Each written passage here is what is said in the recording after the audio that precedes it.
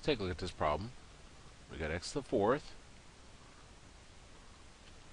minus 5x squared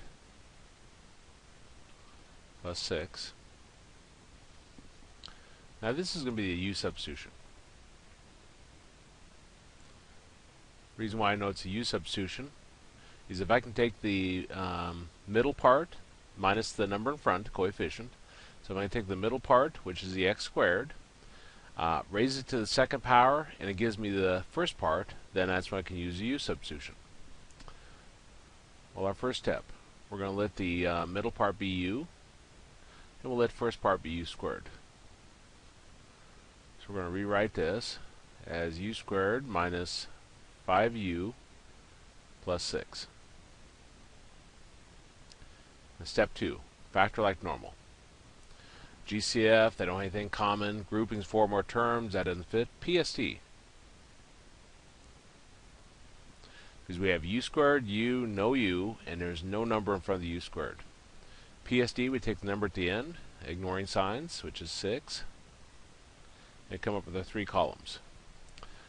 P column, we write down all products give us 6. We got 1 times 6, 2 times 3.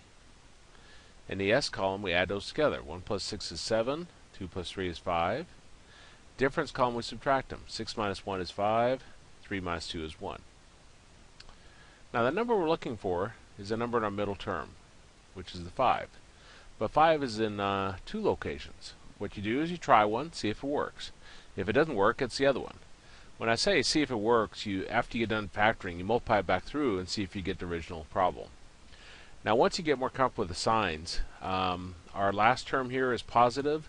The only way you can have a positive here is if it's same signs. So the 5 I want to use is this one. Now we use 2 and 3. Now if the sign at the end had been negative, I would use the other one. The only way you can get a negative there is you have different signs. So we got U, we're using 2 and 3. Now our larger number in the P column that we're using, which is a 3, is always going to be the same sign as the middle term, which was negative.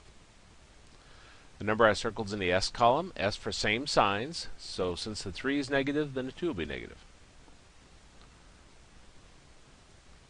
Step 3 in the U substitution. We're going to plug our U equals blank back in. In this particular problem, we said U is equal to x squared. So we're now going to put the x squared back in for the U. It'll always be whatever's in your middle part up here, that'll always be what you plug in for U at this step.